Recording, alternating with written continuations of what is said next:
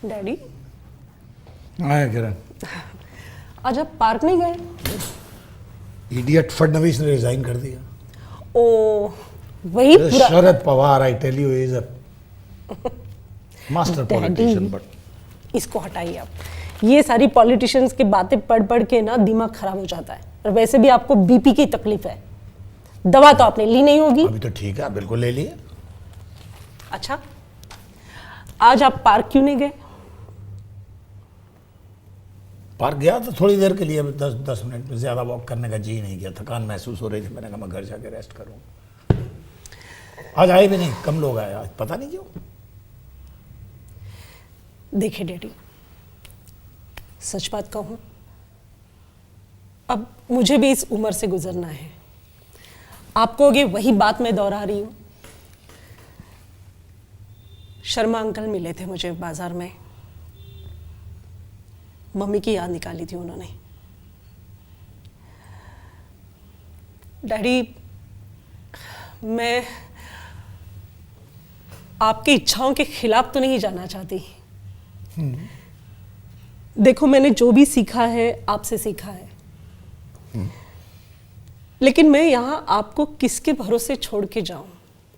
ये उम्र भी तो नहीं है डैडी, आपको अकेला में छोड़ के जाऊं। आप प्लीज मेरी जगह रह के सोचिए ना। अगर आप मेरी जगह पे बेटा होते और मैं यहाँ पे बूढ़ी माँ बन के बैठती, तो आप मुझे अकेला छोड़ के जाते हैं विदेश? Please daddy. आप चाहती थी वहां और अच्छे खासे सेटल्ड हो, क्या प्रॉब्लम है? डैडी, प्रॉब्लम की बात नहीं है। बेसिकली मैं अपनी जिम्मेदारी किसी और के ऊपर कैसे सौंपूं? आप मेरे अपने हो, मेरे डैडी हो। हाँ। आपकी वजह से मैंने दुनिया देखी है डैडी। ठीक है। और इस उम्र में अगर यहाँ पे कुछ हो जाता है, आपको पता है वहां से आने में हम लोग तुरंत तो नहीं आ सकते। ऐसा कैसे हो जाएगा भाई कुछ? डैडी, मम्मी तो हमें न चाहते हुए छोड़ के चली गई। वो तो हर एक ने जाना। डैडी, मुझे भी पता है हर एक ने जाना है, लेकिन मैं नहीं बर्दाश्त कर सकती आपको अकेला। पता नहीं कौन सी सिचुएशन कब आ जाए। एक तो अब तो आप थकते जा रहे हो। आपने कहा 10 मिनट में जाके आ गया। यहाँ पे जल्दी चाय बना कर देने वाला कोई नहीं है। मेड है ना। आप कब तक मेड के भरोसे रहोगे? वो सिर्फ अपने पैसे के लिए काम करता है। ये रिश्ता भी तो कोई चीज है ना डैडी, प्लीज। देखो, बच्चे आपकी बहुत याद निकालते हैं, उनको भी तो आपका सहवास मिलना चाहिए। जो संस्कार आपने मुझ पे किए डैडी। तो आता तो हूं मैं, हर 3-4 महीने के बाद मैं आता हूं। फोन पे रोज बात होती है, बच्चों से भी रोज बात होती है। नहीं। तो क्या प्रॉब्लम है? नहीं, अब वो बात नहीं। अब मैं बिल्कुल छोटी बच्ची की तरह आपसे जिद करूंगी और आपको मेरे साथ आना ही होगा। बस, अब कुछ नहीं। कहाँ आना होगा? मेरे घर पे, न्यूयॉर्क में। ये भी तो तेरा घर है। ये भी है डैडी, चाहे तो हम लोग वापस आएंगे, लेकिन मैं अकेला आपको छोड़ के नहीं जाना चाहती। अब सिर्फ 8 ही दिन रह गए और मैंने पूरा बंदोबस्त कर लिया है, आपके टिकट का भी, वहां पे रहने का भी। But you want me to come there? Daddy, मैं आपकी बेटी हूं ना। हाँ बिल्कुल हो।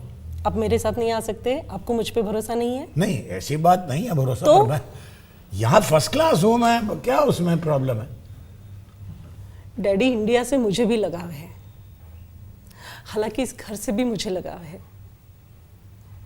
मैं नहीं छोड़ना चाहती ये सारी नींद। हाँ, मगर उतना लगाव नहीं होगा जितना मुझे है। मैं समझ सकती हूँ डैडी। तुम नहीं समझ सकते। ये दीवारें, ये सोफा, ये छत, ये सब मुझे बहुत अजीज है। मैं कैसे छोड़ दूं इन चीजों को? समझने की कोशिश कर। इतनी मैच्योर हो गई है तो डैडी, ये बातें समझानी पड़ रही। नहीं, सिर्फ ये लगाव, ये दीवारें और ये छत से आपको है, लेकिन मेरा लगाव तो जीते जी इंसान मेरे डैडी के साथ है। दीवारें खड़ी की जा सकती है, नया मकान खड़ा किया जा सकता है, लेकिन एक इंसान जीते जाते जिसकी वजह से मैंने दुनिया देखी है डैडी, उसको मैं अपने नजरों के आड़ अकेला जीने के लिए कैसे छोड़ दूं? अब मेरी मजबूरी भी तो समझिए ना। आप नहीं आओगे तो मैं सीधा जितेंद्र से अरे कह यहाँ दूंगी। मेरे दोस्त हैं, मेरे हमवतन हैं, हमराज हैं, मेरे साथी हैं, फ्रेंड सर्कल है, सबको छोड़ दूं मैं 1 मिनट में?